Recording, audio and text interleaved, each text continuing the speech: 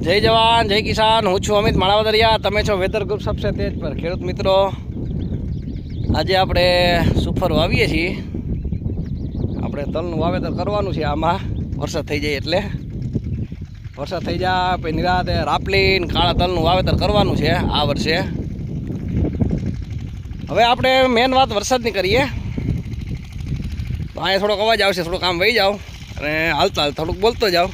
આ ટ્રેક્ટરથી આપણે સુફર વાવે છે ભાઈ, રાપ ને સુફર બે ભેગું થતું જાય છે, ડઢોલાય પડતા જાય છે। હવે આપણે એક મેન વાત તો આપણે ઘણા સમયથી કરતા આવીએ છીએ તમને 2026ના ચોમાસા દરમિયાનની, કે વરસાદ તો છે જ 2026ના ચોમાસામાં, પણ ઓછા છે। આ જૂન જો વહી ગયો આખો એમનો, હજી કાંઈ ખાસ એવું ક્યાંય વિસ્તારમાં વરસાદ જોવા આપણે નથી મળ્યા। આ બોટાદ ને સુરેન્દ્રનગર ને ઢસા વિસ્તારમાં, ઉત્તર ગુજરાતમાં અમુક અમુક વિસ્તારમાં થયા, પણ એ સીમિત વિસ્તારમાં એ વેસ્ટર્ન ડિસ્ટર્બન્સ હતું, કાંઈ હજી ચોમાસું હજી ત્યાં પહોંચ્યું નથી। હવે જે ચોમાસાની વાત આપણે કરીએ તો 22 તારીખથી 23 તારીખની આસપાસ ચોમાસું આગળ વધશે અને 24-25 તારીખે મુંબઈ ચોમાસું પહોંચી જશે। ત્યાર પછી ચોમાસું આગળ વધશે અને ગુજરાત, સૌરાષ્ટ્ર અને કચ્છની વાત આપણે કરીએ ચોમાસા દરમિયાન વરસાદની। અત્યારે જે વરસાદ થાય તો વેસ્ટર્ન ડિસ્ટર્બન્સના જ છે। હવે પ્રી મોન્સૂન હવે એક્ટિવિટી ચાલુ થશે અને પ્રી મોન્સૂન કહી શકાય અત્યારે જે ચાલુ છે એ। હવે જે આપણે આવનારા દિવસોમાં વાવણી લાયક વરસાદનો રાઉન્ડ કઈ રીતનો છે આપણે એ જણાવી દઈએ તમને, ને કઈ તારીખે છે, કયા વિસ્તારમાં વરસાદ થશે એ આપણે જણાવીએ। જોકે જનરલી ચોમાસું નબળું છે એટલે ઓછા વરસાદવાળું છે, નબળું એટલે સાવ દુષ્કાળ એવું નહીં, ઓછા વરસાદવાળું છે, આપણે વારંવાર કરતા આવ્યા છીએ। હવે મેન વાત એ છે વાવણી લાયક વરસાદની, તો વાવણી લાયક વરસાદ ગુજરાત, સૌરાષ્ટ્ર અને કચ્છ વિસ્તારમાં તારીખ 27-28થી પ્રગતિ કરશે ચોમાસું અને વાવણી લાયક વરસાદ છૂટાછવાયા વિસ્તારમાં ચાલુ થઈ જશે ચોમાસાનો વરસાદ, બરાબર।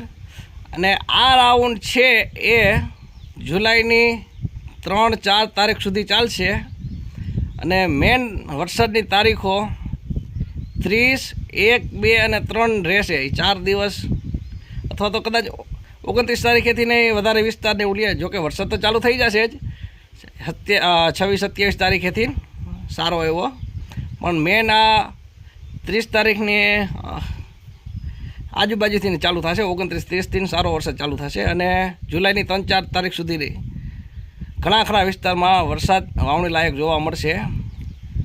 સૌરાષ્ટ્ર આખામાં સારો વરસાદ થશે વાવણી લાયક, અને કચ્છ વિસ્તારમાં અમુક કચ્છ આખા એરિયામાં અમુક એવા વિસ્તાર હશે ક્યાં કદાચ અમુક એવા ગામડા અથવા તો અમુક એવો વિસ્તાર એરિયો આવી જાય કે ત્યાં વાવણી લાયક વરસાદ આપણે જોવા ના મળે।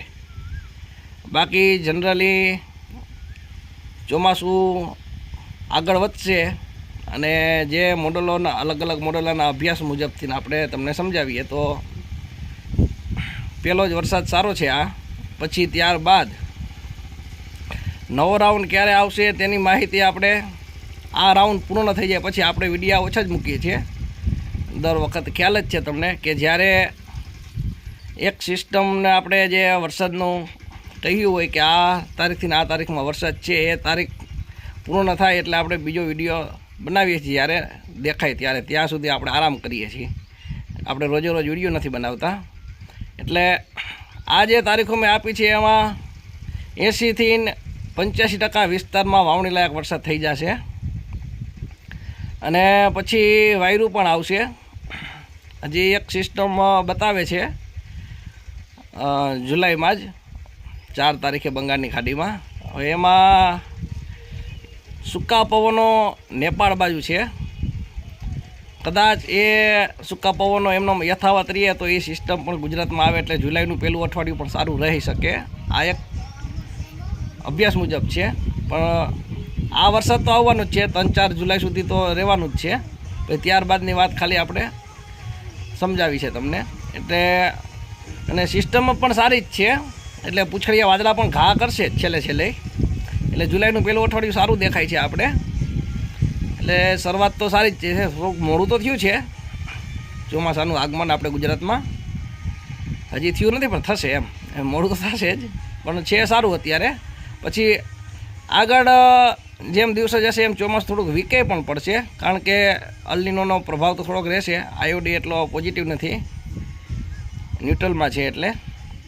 અને અત્યારે હાલ એમજીઓ છે એ 3, 4, 5 ફેસમાં આવશે, એટલે સિસ્ટમ તો સારી જ બનવાની છે. એટલે એ કાંઈ વાંધો અત્યારે હાલ પૂરતો આપણે દેખાતો નથી. ચાલો મિત્રો, જય જવાન, જય કિસાન, જય દ્વારકાધીશ.